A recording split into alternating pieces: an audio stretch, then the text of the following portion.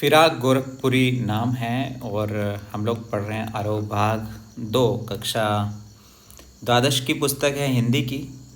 और काव्य खंड में फिराक गोरखपुरी जी के विषय में हम लोग पढ़ने वाले हैं। इससे पहले हमने सभी कविताएं जो हैं अभी तक पढ़ ली हैं, कक्षा 11वीं की और 12वीं की भी। और मैं बार बार ये कहता हूँ कि इन कविताओं को आप सबसे पहले सुनो और समझो। सुनो सबसे पहले ज़रूर, है ना, इनका स्वाध्याय करो। और सुनते समय आप किसी भी जगह पे भी इनको सुनो, आप ईयरफोन यूज़ करके सुन लो, आप कोई काम कर रहे हो पास में रख के सुन लो।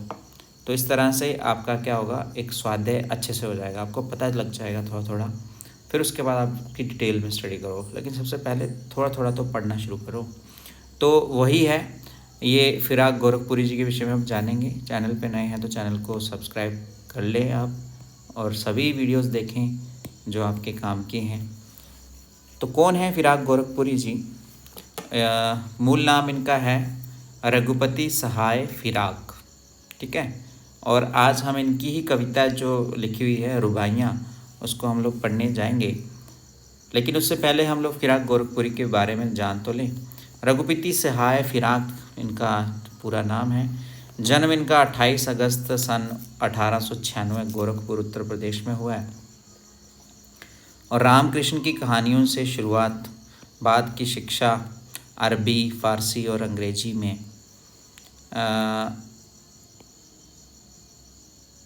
1917 में डिप्टी कलेक्टर के पद पर चयनित हुए, पर स्वराज आंदोलन के लिए 1918 में इन्होंने अपना पद छोड़ दिया। 1920 में स्वाधीनता आंदोलन में हिस्सेदारी के कारण 1.5 वर्ष की जेल भी हुई इनको। इलाहाबाद यूनिवर्सिटी के अंग्रेजी विभाग में अध्यापक रहे हैं। सम्मान इन्हें मिले हैं बहुत सारे, जैसे गुले नगमा के लिए साहित्य अकादमी पुरस्कार मिला था इनको, ज्ञानपीठ पुरस्कार भी मिला हुआ है, ये बहुत कम कवियों को ही मिला हुआ है, इनको भी मिला हुआ है। और सोवियत लैंड नेहरू अवार्ड भी इनको मिला हुआ है। महत्वपूर्ण इनकी जो कृतियां हैं उनमें हैं गुले नगमा, बज़्म ज़िंदगी, रंगे शायरी, उर्दू गज़ल गोई। और निधन इनका जो हुआ है सन 1983 में, 1983 में इनका निधन हुआ है। इनकी अच्छी आयु थी, देखिए 1896 में ये जन्मे हैं और लगभग 1983 में इनकी मृत्यु हुई है। अब देखिए, क्योंकि ये उर्दू में इनकी अच्छी पैठ थी, उर्दू में अच्छे कवि थे, तो उर्दू की ही बातें ज़्यादा करेंगे, है ना, क्योंकि उर्दू में इनको विद्वता थी। तो जैसे यहाँ लिखा हुआ है, अब तुमसे रुखसत होता हूँ, आओ संभालो साजे गज़ल, नए तराने छेड़ो, मेरे नगमों की नींद आती है। उर्दू शायरी का बड़ा हिस्सा रोमानियत, रहस्य और शास्त्रीयता से बंधा रहा है, जिसमें लोक जीवन और प्रकृति के पक्ष बहुत कम उभर पाए हैं। नज़ीर अकबराबादी, अल्ताफ़ हुसैन हाली जैसे जिन कुछ शायरों ने इस रिवायत को तोड़ा है, उनमें एक प्रमुख नाम फिराक गोरखपुरी का भी है। फिराक ने परंपरागत भावबोध और शब्द भंडार का उपयोग करते हुए उसे नई भाषा और नए विषयों से जोड़ा। उनके यहाँ सामाजिक दुख दर्द व्यक्तिगत अनुभूति बनकर शायरी में ढला है।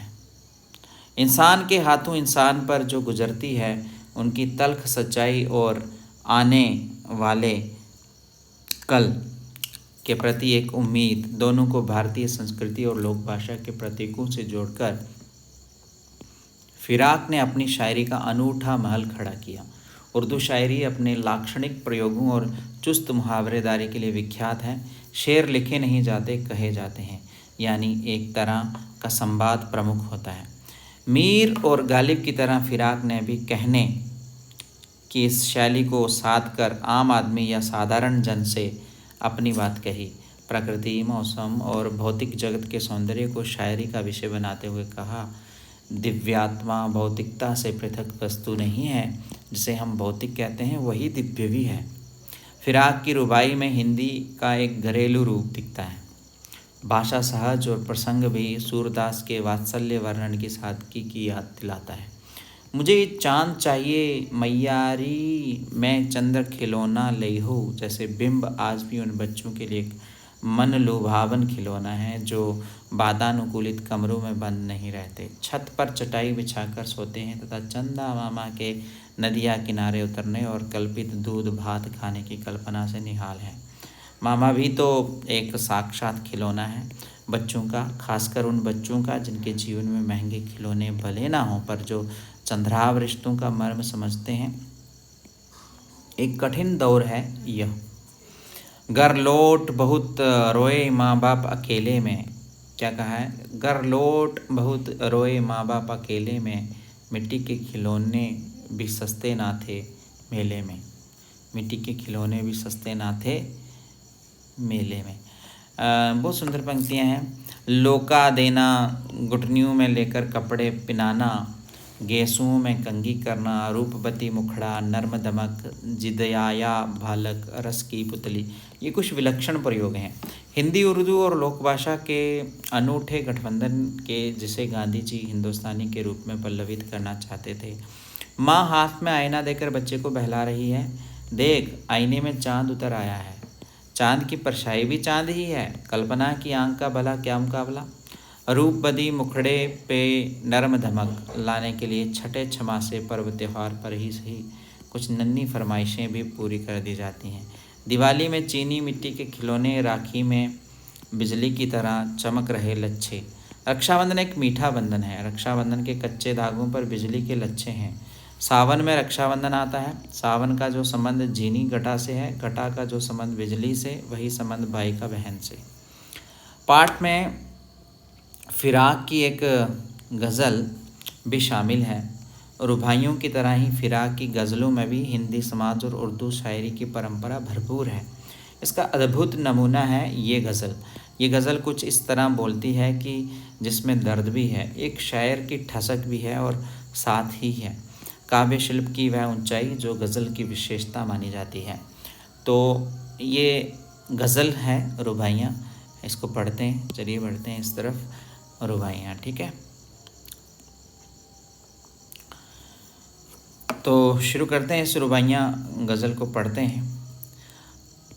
आंगन में लिए चांद के टुकड़े को खड़ी, हाथों पे झुलाती है उसे गोद भरी। रह रह के हवा में जो लोका देती है, गूंज उठती है खिलखिलाते बच्चे की हंसी। नहला के छल के निर्मल जल से, उलझे हुए गेसुओं में कंघी करके, किस प्यार से देखता है बच्चा मुँह को, जब घुटनियों में लेके है पिनाती कपड़े। दिवाली की शाम घर पुते और सजे, चीनी के खिलौने जगमगाते लावे, वो रूपवती मुखड़े पे एक नरम धमक, बच्चे के गरोंदे में जलाती है दिए। आंगन में ठुनक रहा है जिंदियाया है, बालक तो है चांद पे ललचाया है। बालक तो है चांद पे ललचाया है, दर्पण उसे दे के कह रही है माँ, देख आईने में चांद उतर आया है। देख आईने में चांद उतर आया है। अब रक्षाबंधन की सुबह, रस की पुतली छाई है घटा गगन की हल्की हल्की, बिजली की तरह चमक रहे हैं लच्छे, भाई के हैं बांधती चमकती राखी। अब रुबाइयाँ क्या होती हैं, इनके बारे में थोड़ा समझो कि रुबाई उर्दू और फारसी का एक छंद या लेखन शैली है जिसमें 4 पंक्तियाँ होती हैं। इसकी पहली, दूसरी और चौथी पंक्ति में तुक काफिया मिलाया जाता है। कौन कौन सी? पहली, दूसरी और चौथी पंक्ति में तुक मिलाया जाता है। तीसरी पंक्ति स्वच्छंद होती है, ठीक है। और बढ़ते हैं हम उसके बाद वाली पंक्तियों में, देखते हैं, जानते हैं। अब ये है गज़ल, ठीक है। ये गज़ल है और गज़ल को भी अब पढ़ते हैं हम लोग।